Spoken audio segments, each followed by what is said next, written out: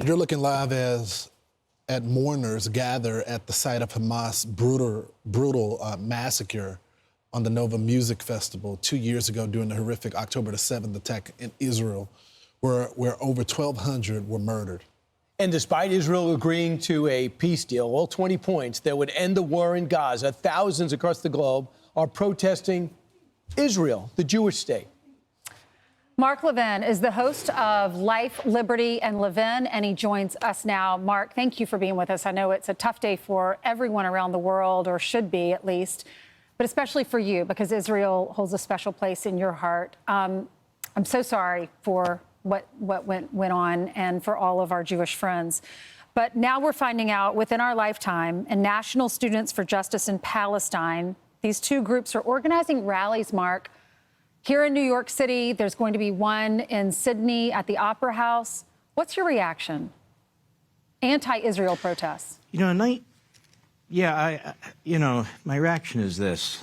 In 1964, a great man, thinker, wrote a book called The Suicide of the West. You're watching the suicide of the West. World War II, we fought the fascists, Hitler, Tojo, Mussolini. The Cold War, we've been fighting the communists, and now there's a fusion of the communist Marxists and the Islamists. And the West is not capable of dealing with it internally. The president talks about the enemy within. He's ridiculed and he's correct. Europe is all but gone. I don't know that Britain can come back. I don't know that France can come back. They have these left-wing governments that appease, that are weak. They continue to have their borders open. If you listen to what these people are saying, the radical Islamists, they want to destroy the West. If you listen to their scholars and read their scholars as I have, this is revolution by immigration. They see the West as weak. They see these parliamentary systems. They see our Republican system as poised for defeat. And they have no belief in democracy or republicanism.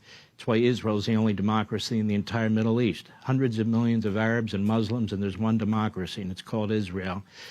And all of the attacks are on Israel, all the propaganda is against Israel, all the Western media is against Israel, most of the Western politicians are against Israel, and we're told that Israel has a PR problem because it's Netanyahu. Israel doesn't have a PR problem. Netanyahu's the Churchill who's standing up to this. The West is weak. Our media are weak. Our politicians are weak. Some of them have been bought off. Some of them have just appeased. Some of them see votes in what is this new influx of immigrants and so forth. This is what you see. You would not have seen this 10 years ago, 20 years ago in the United States of America. 2 years after 1,200 innocent young human beings were slaughtered, raped, butchered, videotaped in the greatest attack since the Holocaust on Israel. 9/11 was the greatest attack on America since World War II and Pearl Harbor. Who did it? The same Islamists hit us on 9/11 as hit Israel on October 7th. And whose fault is it? Israel's fault?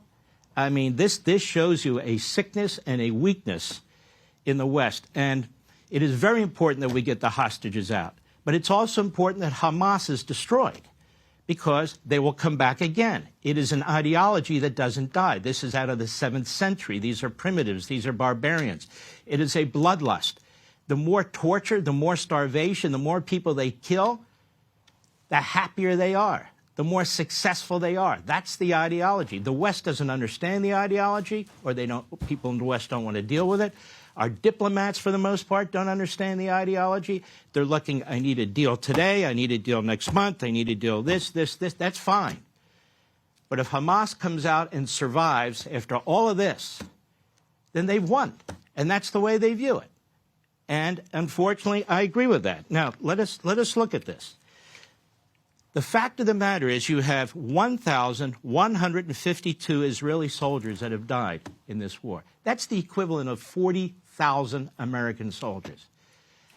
There would be less IDF deaths if the IDF and Netanyahu and Israel were, as the Western media say, that is, just seeking genocide.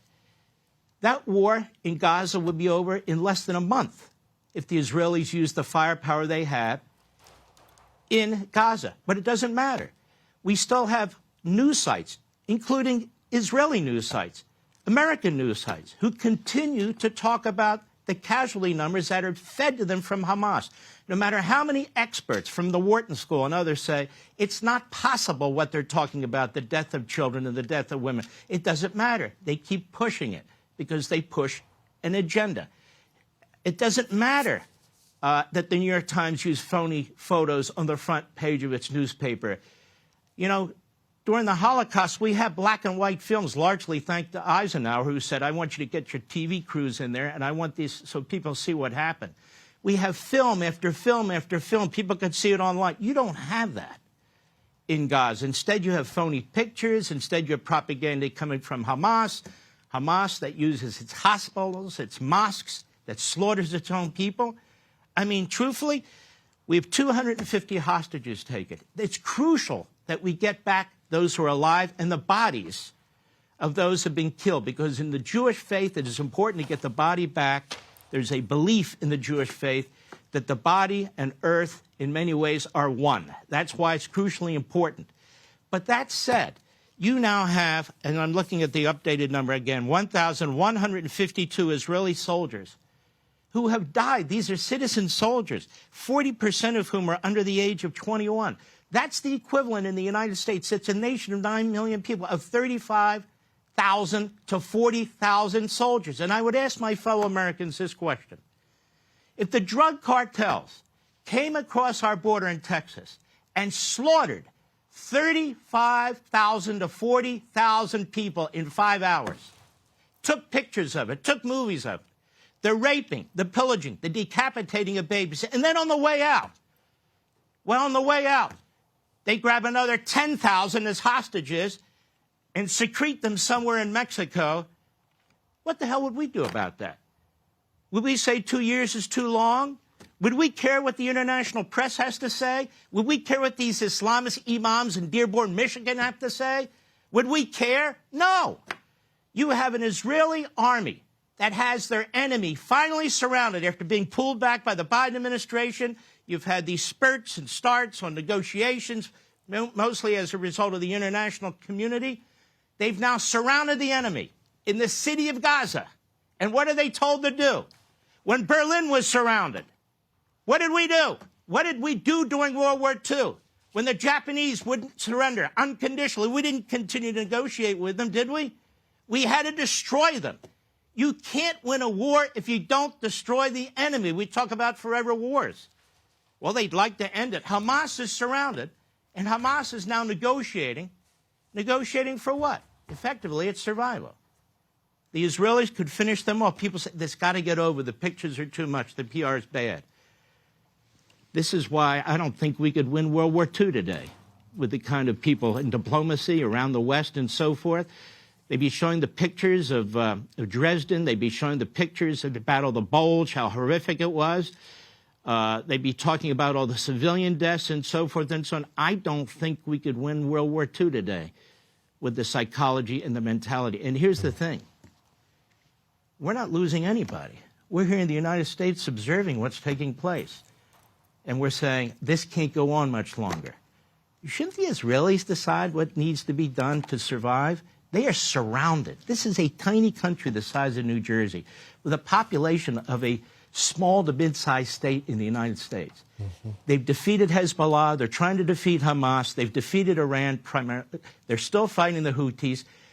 A tiny country surrounded by hundreds of millions of people, by 27 countries that are supported by the Russians and the communist Chinese. They are the David against the Goliath. And yet, look how the propaganda has worked. The West, I hate to say it, but it's a wake-up call. The West is dying right now in front of your eyes. Yeah, you see London, you see Paris, you see what's going on in both those countries. That's our future, you believe, in 5 years. And I hear you, especially when what we're about to do, who we're about to elect as mayor in New York City, and what we've seen go on over in Michigan. Al Jazeera is telling Arabic, said the meeting in the Red Sea Resort is so far very positive. They got the 20-point plan that Trump put out there. They're working through it. They're working on logistics of getting the hostages out. 20-plus are supposed to be alive. Number one, do you think it's a good thing if this plan is followed through on, and what do you expect to see happen? First of all, we have a great president who's trying to do something about this. Unlike Biden, who is undermining Israel and basically giving aid and comfort to Iran and funding Iran, we have a president who's trying to bring this to resolution. There will not be an eternal peace. The Bible talks about the battle of good and evil. It is a forever battle, and it will be a forever battle. But that said, if the president can pull this off, it'll be absolutely remarkable and absolutely wonderful, assuming that the Israelis aren't giving too much. I mean, the fact of the matter is, if Hamas survives, that's giving an awful lot. But it's up to the Israelis. And if the Israelis agree to this plan, and they do, who am I to say it's not good for their government? That's their elected government and so forth. All I'm doing is trying to warn our audience and the people. The dark clouds, they're there. They're getting darker and darker.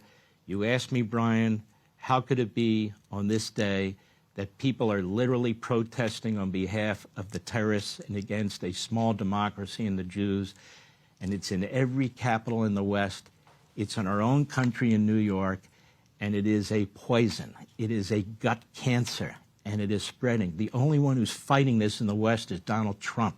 He's trying to fight the anti-Semitism. He's trying to deal with these colleges and universities. He's trying to look at the funding sources. He's trying to do these things to try and prevent the United States from becoming Britain and France and these other what are becoming failed countries.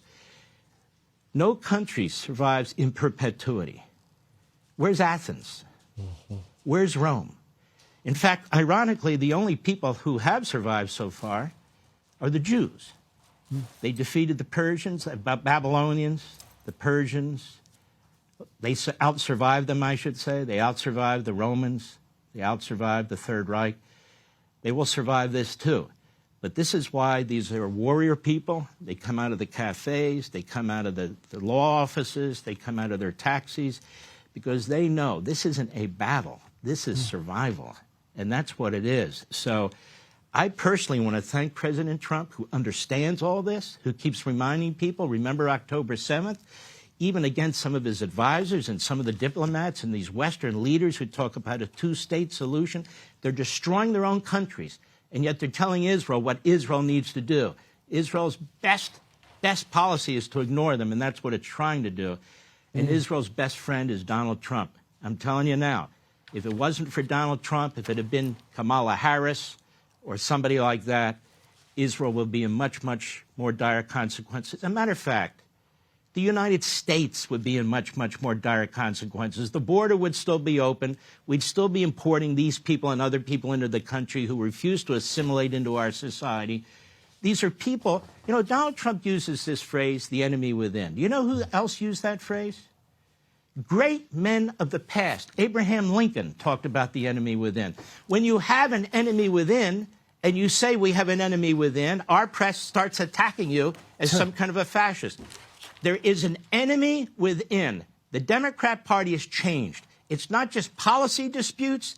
They seek to overthrow the republic. They seek to destroy our economic system. They want to change the citizenry and the population. They want to bankrupt the country.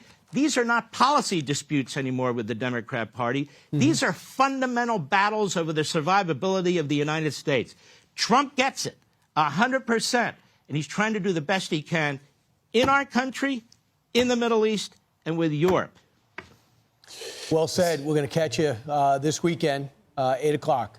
Life, Liberty, and Levin. Thanks, Mark. Thank you, Mark. God bless. Very well said. Want even more Fox News on YouTube? Become a Fox News Patriot today. Click join to find out how.